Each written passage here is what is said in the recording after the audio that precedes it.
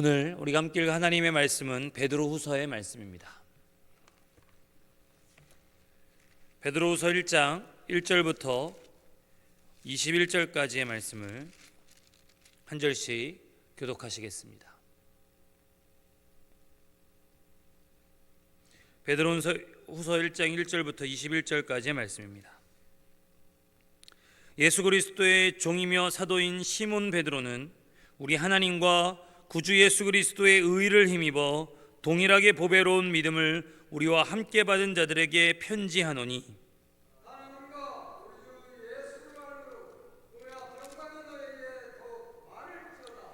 그의 신기한 능력으로 생명과 경건에 속한 모든 것을 우리에게 주셨으니 이는 자기의 영광과 덕으로서 우리를 부르신 이를 알므로 말미암음이라.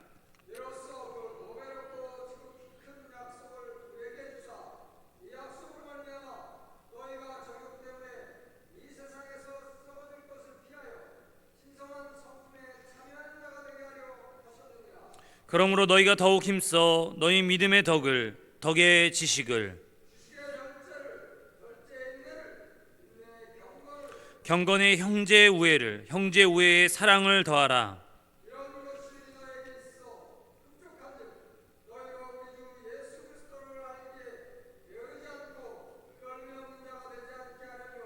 이런 것이 없는 자는 맹인이라 멀리 보지 못하고 그의 옛 죄가 깨끗하게 된 것을 잊었느니라.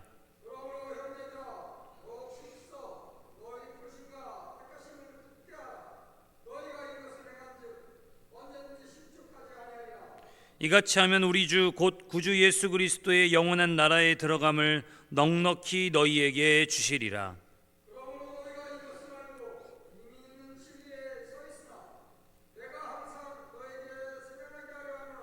내가 이 장막에 있을 동안에 너희를 일깨워 생각나게 함이 옳은 줄로 여기노니,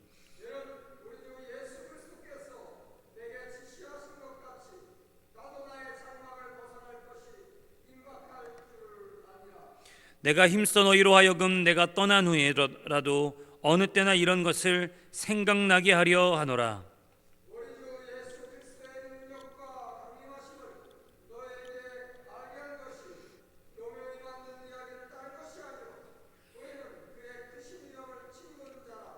지극히 큰 영광 중에서 이러한 소리가 그에게 나기를, 이는 내 사랑하는 아들이요 내 기뻐하는 자라 하실 때에 그가 하나님 아버지께 존귀와 영광을 받으셨느니라.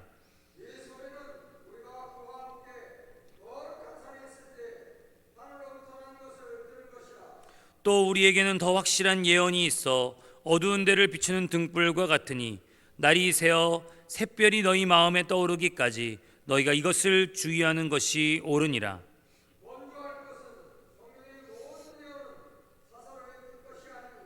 예언은 언제든지 사람의 뜻으로 낸 것이 아니요 오직 성령의 강동하심을 받은 사람들이 하나님께 받아 말한 것임이라. 아멘. 오늘부터 우리는 베드로후서의 말씀을 살펴보게 됩니다. 베드로후서는 베드로전서와는 사뭇 분위기가 좀 다릅니다. 아시다시피 이제껏 살펴봤던 것처럼 베드로전서는 고난의 상황을 당면해서 정말 어찌할 줄을 모르던 교회와 성도들을 위해 베드로전서가 쓰여졌다면, 베드로후서는 전혀 다른 상황에 부딪힌 교회와 성도들을 위해 쓰여졌다라고 볼 수 있습니다. 게다가 베드로전서 1장 1절을 보면 본도, 갈라디아, 갑바도기아, 아시아와 비두니아, 이런 지금의 소아시아, 터키 지역에 흩어져 있는 교회와 성도들에게 베드로전서를 쓰고 있다라고 분명히 밝히고 있는데요, 베드로후서는 1장 어디에도 어느 지역에 있는 그리스도인들을 대상으로 쓰고 있다라고 하는 기록이 전혀 나와 있지 않습니다. 결국 이 말은 베드로후서는 당시 지중해 전역에 흩어져 있는 교회들을 대상으로 폭넓게 읽혀졌다는 것을 의미하고요, 이 베드로후서가 로마 제국 전역에 흩어져 있는 공통된 상황을 맞이하고 있는 교회들, 그러니까 로마에 있는 교회나 안디옥에 있는 교회나 터키에 있는 교회나 하나같이 공통된 어려움을 겪고 있는 교회들에게 쓰여졌다라고 해도 우리가 큰 무리가 없을 것입니다. 게다가 베드로후서는 고난에 대한 언급이 두드러지지 않습니다. 결국 베드로후서의 배경이 베드로 전서의 배경이 되는 핍박과 박해, 교회에 대한 공격이라는 이 외부적인 문제가 비교적 사라진 시대였다는 것을 의미합니다. 그런데 여러분, 핍박과 박해가 있으면 이제 핍박과 박해가 이제 사라졌으면요, 보다 더 편안한 세월들을 교회와 성도들이 보내도 되었을 텐데 말이죠. 이 외부의 핍박과 박해만큼이나 아니 그보다도 더 교회와 성도들의 믿음을 뒤흔드는 문제가 있었던 겁니다. 그게 바로 뭐였냐면 이단의 문제였죠. 교회와 성도들에게 참 문제가 끊이질 않습니다. 오늘 우리의 삶도 그런데요, 초대교회도 시작할 때부터 그랬습니다. 성령 받은 사도들이 교회를 세울 때부터 그랬습니다. 여러분, 이단의 문제가 오늘날 너무나도 한국 교회를 괴롭힙니다. 그러나 그 이단의 문제, 거짓 가르침의 문제들은 여러분 오늘날의 문제뿐만 아니라 수천 년 동안 이어져 오던 문제라고 하는 것이죠. 그러니 그 문제 앞에서 맨날 있었던 일이야, 뭐 당연해, 어쩔 수 없지 라고 하는 이 무기력한 자세로 바라만 볼 것이 아니라 베드로후서의 이 권면을 들어야만 합니다. 이단과 가르침의 문제들 앞에 우리는 과연 어떻게 해야 될까? 여러분, 힘으로도 몰아낼 수 없습니다. 억지로도 흩어버릴 수 없었습니다. 그것은 오늘날에나 2000년 전에나 어느 시대나 마찬가지였습니다. 그래서 베드로후서는 이러한 이단과 거짓 가르침 앞에서 성도가 마땅히 취해야 될 모습을 가르쳐 주는데 바로 2절의 말씀입니다. 우리 2절입니다. 시작. 하나님과 우리 주 예수를 알므로 은혜와 평강이 너희에게 더욱 많을지어다. 아멘. 베드로후서에서 우리는 자주 우리에게 믿음으로 말미암는 온전한 알을 강조하고 있음을 우린 확인합니다. 2절에 보시면 우리가 읽었던 것처럼 하나님과 주 예수를 알므로 라고 말하고요, 3절에서도 우리를 부르신 이를 알므로 라고 말합니다. 우리 8절의 말씀 한번 읽겠습니다.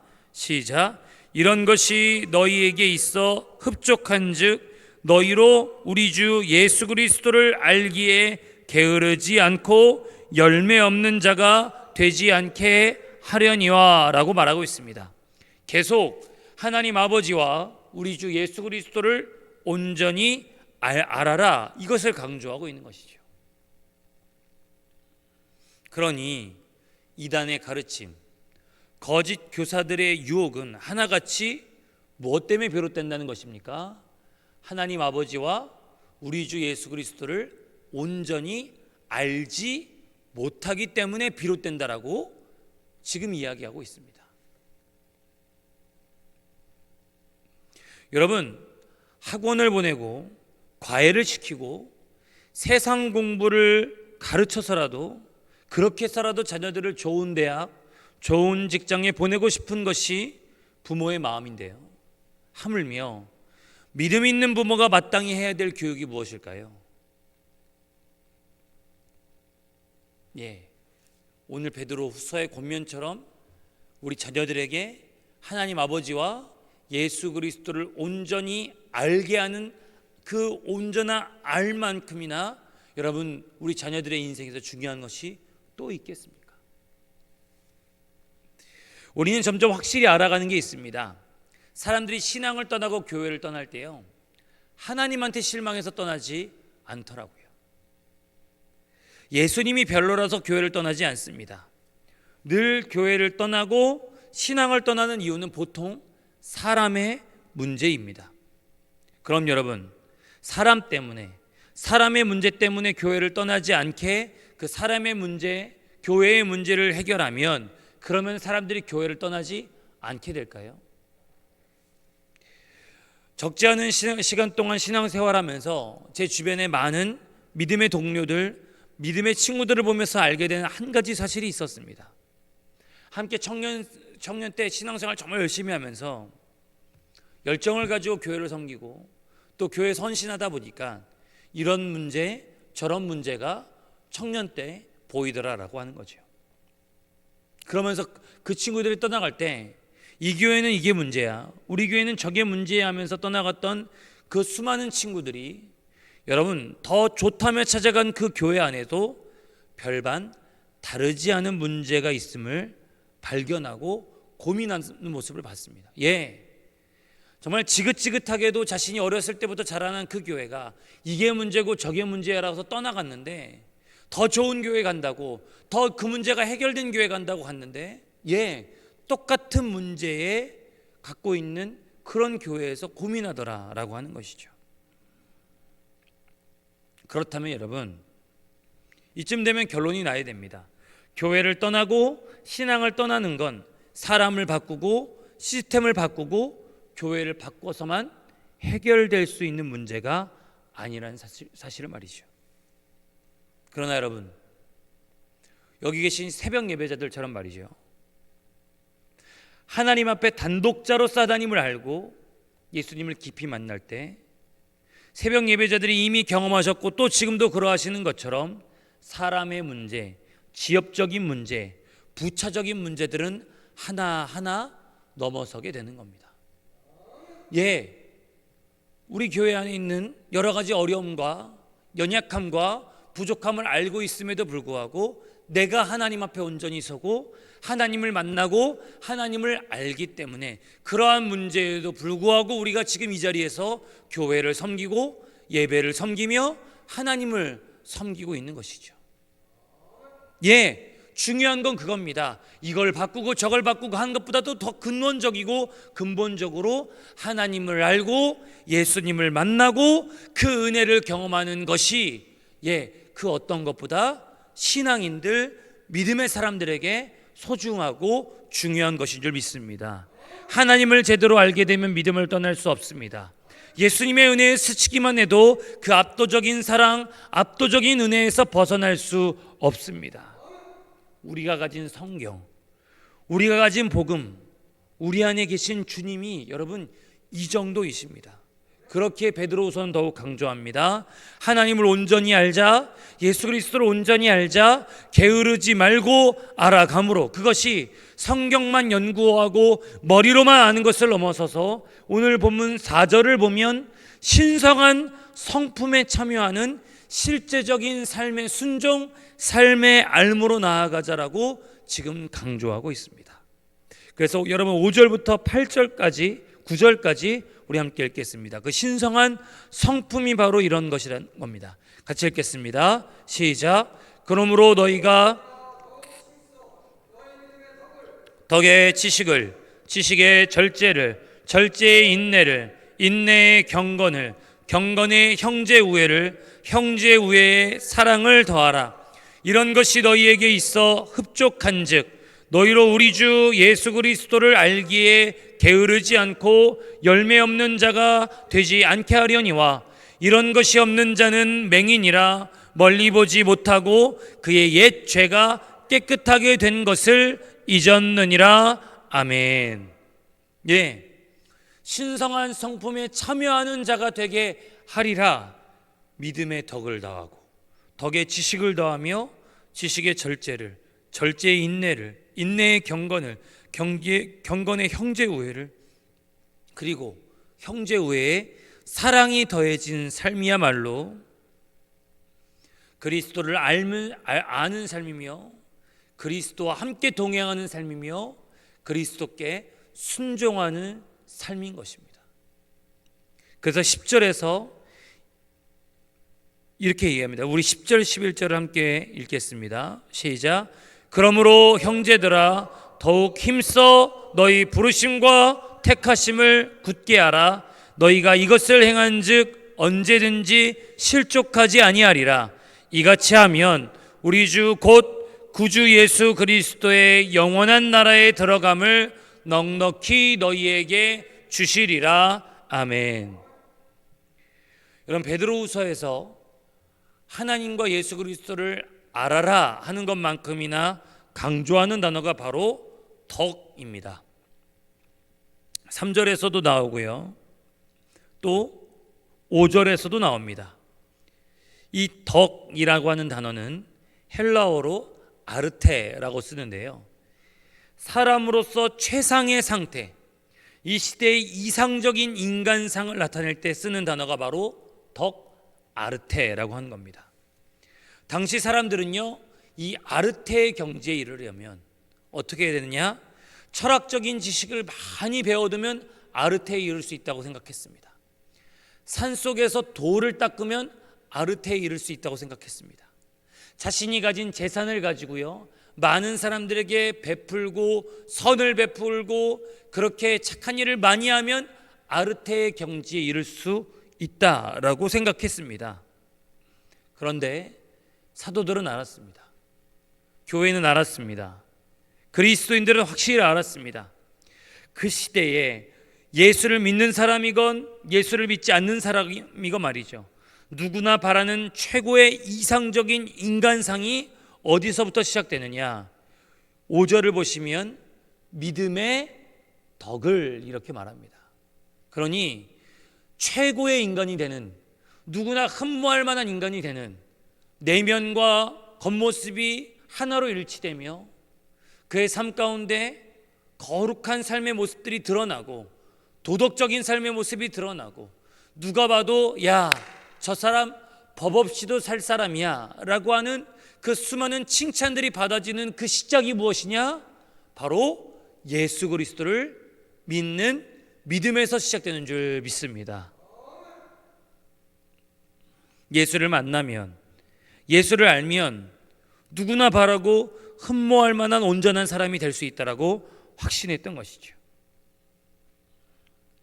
우리는 이 성경의 기록이 사도들을 통해 주신 하나님의 말씀임을 믿는다면 2000년 전이나 오늘날 우리의 시대에나 누구나 흠모할 만한 온전한 사람의 모습, 가장 온전하고 훌륭한 사람의 사람됨은 여러분 어디서부터 시작된다라고 믿어야 됩니까? 바로 예수 그리스도를 믿는 믿음에서 시작되는 줄 믿습니다.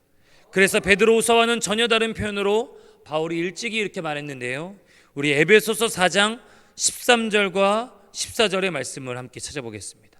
에베소서 4장 13절과 14절의 말씀입니다.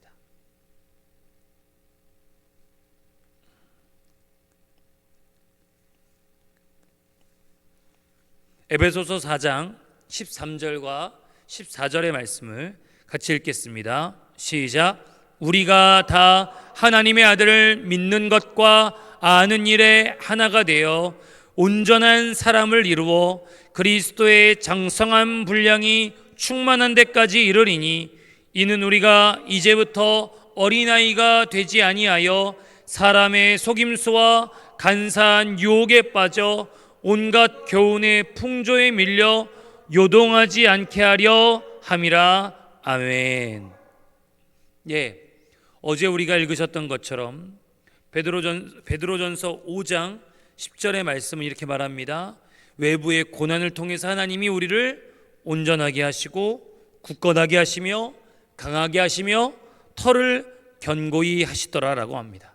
그리고 이제는 내부에 일어난 이단의 문제, 거짓 가르침의 그 위협이 성도들에게 거꾸로 신실한 성품, 신성한 성품에 참여하도록 우리를 이끌고 있다라고 얘기합니다.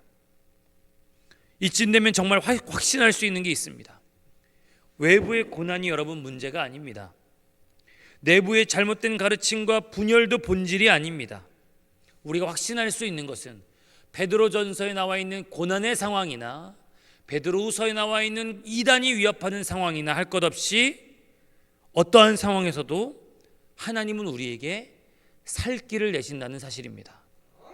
어떠한 상황이 주어져도 성령께서는 우리 한 사람을 능히 그 모든 것들을 감당할 만한 온전한 하나님의 사람으로 빚어가십니다. 모든 위기를 기회로 만들어내시고 모든 상황을 우리를 훈련시키시고 연단시키시는 하나님의 은혜의 시간으로 만들어가심을 기억한다면 우리는 마땅히 오늘 본문 베드로후서 1장 10절의 말씀처럼 부르심과 택하심을 굳게 하고 우리를 실족시키시지 아니하시는 하나님만을 신뢰하고 의지해야 될 줄 믿습니다. 다시 한번 우리를 바른 신앙과 지식으로 인도하시는 성령께 의지하며 이 새벽을 깨워 신성한 성품으로 빚어지도록 주님 앞에 우리의 삶 전부를 내어드리는 새벽 예배자들 되시기를 주님의 이름으로 축복합니다.